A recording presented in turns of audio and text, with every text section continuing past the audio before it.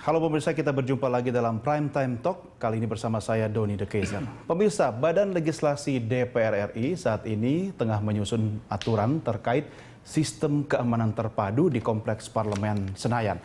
Dengan peraturan ini nantinya akses masuk ke Kompleks Parlemen akan dibatasi untuk mencegah hal-hal yang tidak diinginkan terjadi, misalnya ancaman bom hingga kekhawatiran akan adanya upaya meracuni anggota DPR melalui sistem pengatur udara di gedung DPR. Nah, apakah sistem pengamanan yang ada saat ini dirasa memang masih sangat rentan terhadap ancaman keamanan yang dimaksud tadi, sehingga perlu dilakukan upaya memperketat keamanan?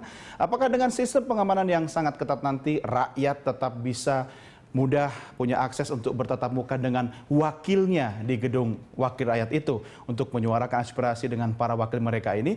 Dan inilah yang akan menjadi topik diskusi kita kali ini. Telah hadir bersama saya yaitu seorang pengamat politik Gun Gun Herianto, yang nanti juga kita akan bergabung dengan anggota Badan Legislasi DPR. Kami masih menanti kehadiran Firman Subagio. Mas Gun, terima kasih sudah bergabung bersama kami. Apa kabar? Baik. Sehat? Sehat, alhamdulillah. Ada wacana untuk jadi wakil rakyat? Oh, enggak. Enggak ya? Karena nanti pengamanan makin oke. Kita di kampus dulu. Oke. Terhadap topik yang kita diskusikan kali ini, bagaimana Mas Gun Anda melihatnya?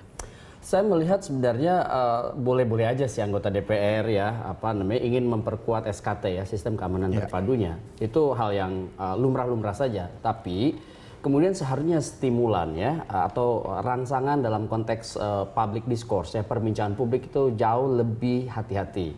Jangan kemudian misalnya mewacanakan soal pilihan diksi yang bisa kemudian orang belajar justru atau terinspirasi. Iya, soal misalnya bom dan meracuni itu. Atau meracuni. Jadi pilihan kata itu menjadi bangunan penting dalam konteks argumentasi komunikasi politik, ya kan? Karena ada dua hal, Mas Doni. Satu, pesannya sendiri, yang kedua konteksnya. Pesannya sebetulnya kan simpel, bahwa ingin melakukan semacam upaya perbaikan sistem keamanan. Dan itu kan sesuatu hal yang lumrah, mungkin untuk update atau memperbaiki. Tetapi kemudian pesan itu akan dibaca secara berbeda, interpretasinya berbeda, atau stimulannya kemudian mengarah ke hal yang berbeda jika kemudian tidak hati-hati dalam konteks penyampaiannya. Misalnya, yaitu tadi, pilihan diksi tadi, reasoning, argumentasi yang kemudian dibaca oleh publik.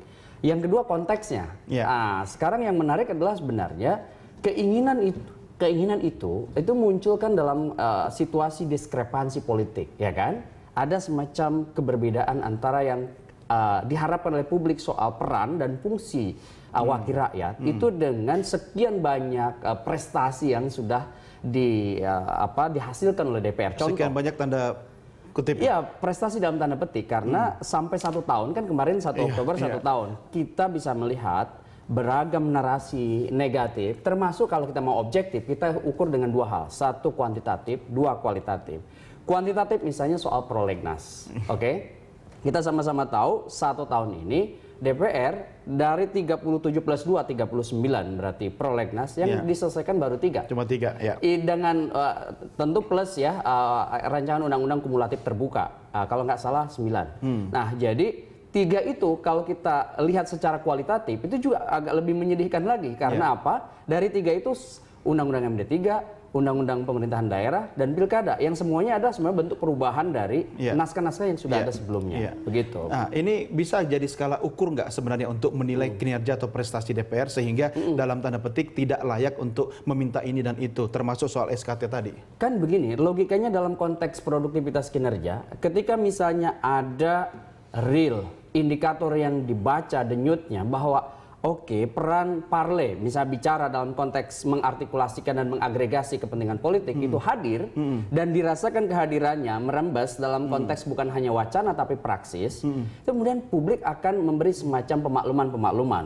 Iya kan, kalau misalnya Mas Doni bekerja di sebuah korporasi, kemudian kerjanya optimal, bagus, pastikan rewardnya akan datang. Dalam konteks DPR, rewardnya adalah public trust.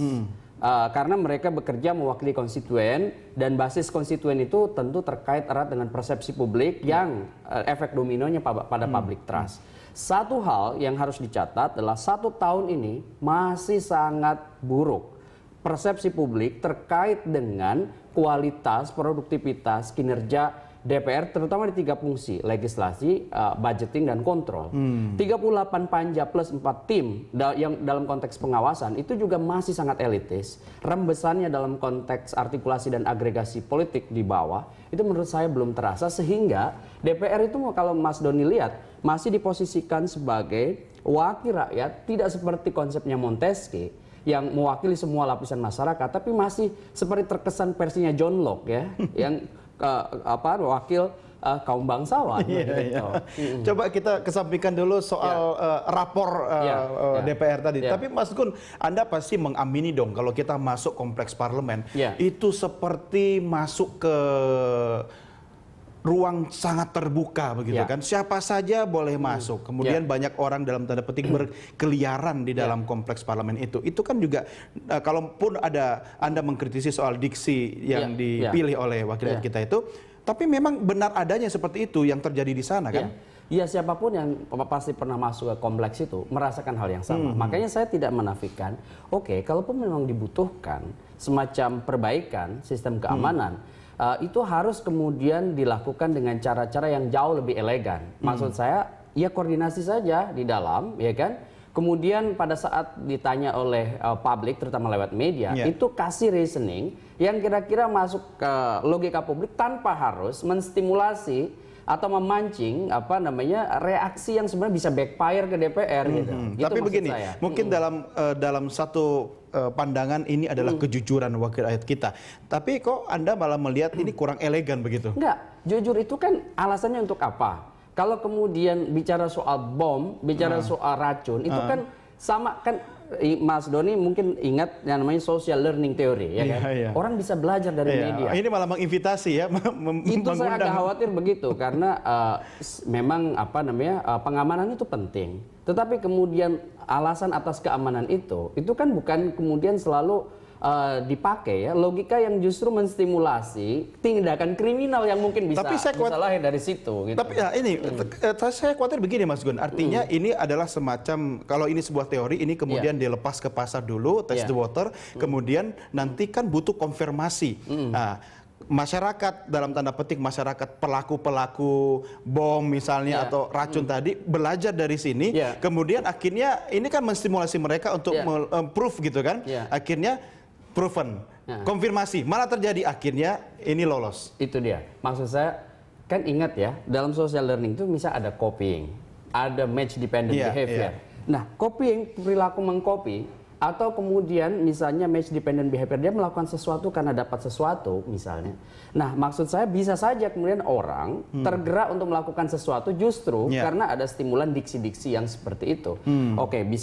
Bisa saja secara psikopolitis itu untuk kemudian juga merestriksi ya. Tapi menurut saya justru kesannya sekarang itu ada semacam ketakutan dari proses itu. Gitu. Berlebihan nggak? Menurut saya berlebihan dalam konteks pemilihan diksinya. Kan bisa hal-hal yang lain. Substansinya sebenarnya kita nggak menafikan, ada kebutuhan itu.